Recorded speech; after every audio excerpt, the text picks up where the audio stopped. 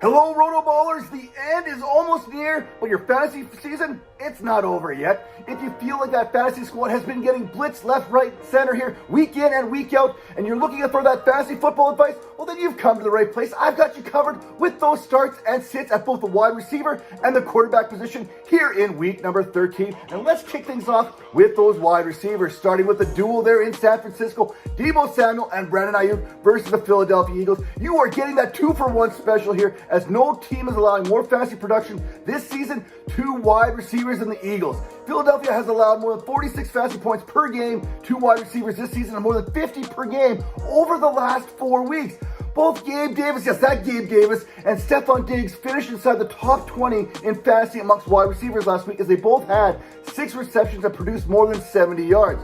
We know how good Brandon Ayuk has been this season, especially down the field. Well, Samuel, he may be more productive this week, as the Eagles have struggled against slot receivers more so than outside receivers. Either way, fire them both up this week. Another wide receiver that I'm firing up this week, he has been hot as anyone, and it's Calvin Ridley versus the Cincinnati Bengals. Over the last 4 weeks, the Bengals have allowed more than 37 fantasy points per game to the wide receiver position. When you factor in how bad the Bengals have been in their secondary, with the fact that Ridley has produced more than 80 yards receiving in 3 of his last 4 contests and has touchdowns in consecutive weeks, all signs are pointing towards another solid performance here for Calvin Ridley. If you need to know if Calvin Ridley is going to produce, it's easy enough. Just check to see if Zay Jones is going to be playing. In 4 of the last 5 contests in which Zay Jones and Calvin Ridley have both been active and on the field, Ridley has at least 5 receptions and 89 receiving yards while seeing at least 6 targets in each game. If Zay Jones plays, Calvin Ridley starts in your fantasy squads. And my third wide receiver, Pittman, is basically as close to a must-start as Tyreek Hill. Yes, I said it, Pittman and Tyreek Hill in the same tier as far as fantasy is concerned. And no one is simply talking about it. 97% snap share, 27.9% targets per route run rate, 10-plus fantasy points in every single game this season. Start Michael Pittman. I don't know why you're scared. How about, guys, you should be scared about? How about you sit Tyler Lockett this week against the Dallas Cowboys? Seattle, they're going to need to throw, but I don't think Geno Smith is going to have time to do so this week. On the season, Dallas is allowing less than 27 fantasy points per game, and Lockett, he has been disappointing this season, failing last week to produce more than 10 fantasy points for the 6th time this season. My second wide receiver that I'm sitting this week is Drake London versus the New York Jets. I know it's tempting. London, he caught 5 passes for 91 yards. He produced 14 fantasy points last week, but that was against the Saints. Arthur Smith has you just where he wants you, people.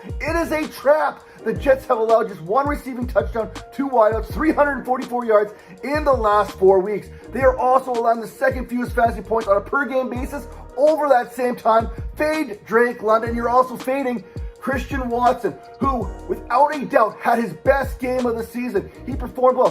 Against the Lions last week, listen, he did what we had hoped he would do all season long. And I get it, it's easy to get excited, but this too is a feeling like a trap here. Chasing points is never a good thing, especially when you're chasing those points against the Kansas City Chiefs. L'Jarius Sneed and Trent McDuffie have been as good as any corner duo in the league this season, limiting opposing wideouts to the 8th fewest fantasy points this season. Now, let's talk about those responsible for delivering the ball to those pass catchers. Your quarterback starts and sits for Week 13, starting with Dak Prescott versus Seattle. Since Week 5, no quarterback has been putting up the fantasy production that Dak Prescott has.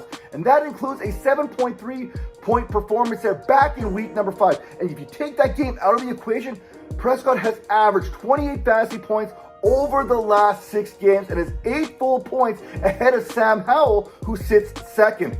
In the last 5 games, he has 3 300-yard games. Yes, that's right, 3 300-yard games there. And Prescott has 26 red zone attempts here over the last 4 weeks, and that's going to be good for fantasy production no matter how you look at it. Another quarterback that I feel good about this week is Trevor Lawrence against the Cincinnati Bengals. After a 32-point performance 2 weeks ago, Lawrence followed that up with a 26-point performance last week against the Houston Texans, where he threw for a touchdown, ran for a touchdown, and completed 23 of 38 passes for 364 yards. In the last 2 contests, Lawrence has been airing it out, averaging 9 yards per attempt. Expect him to do more of the same here against the Bengals. And my third quarterback that I'm starting, Brock Purdy versus the Philadelphia Eagles.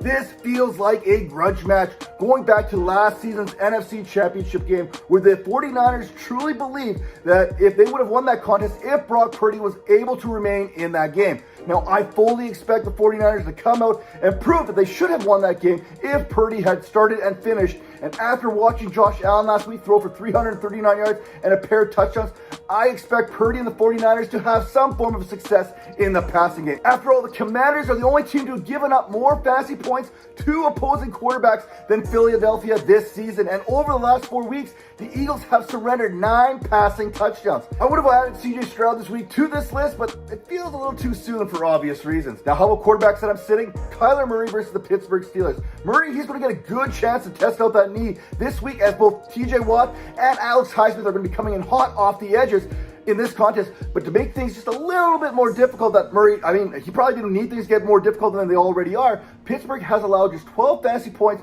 per game to quarterbacks over the last 4 weeks, which is even better than their seasonal total of 13.66, which is the 6th lowest. My second quarterback that I'm sitting this week is Matthew Stafford versus the Cleveland Browns. This is going to be an interesting game. Stafford and the Rams have a great running game. They got a couple great wide receivers, but Cleveland, they rank 3rd this season against quarterbacks, 12th against running backs, and 1st against opposing wide receivers. And usually, when a good offense meets a good defense, I'm going to take the side of the defense. I get it, Stafford, he's coming off a 4-touchdown performance against the Arizona Cardinals. Meanwhile, the Browns, they've allowed just 10 passing touchdowns while picking off the opposition on 9 occasions this season. And the third quarterback that you have to sit this week is Geno Smith versus the Dallas Cowboys.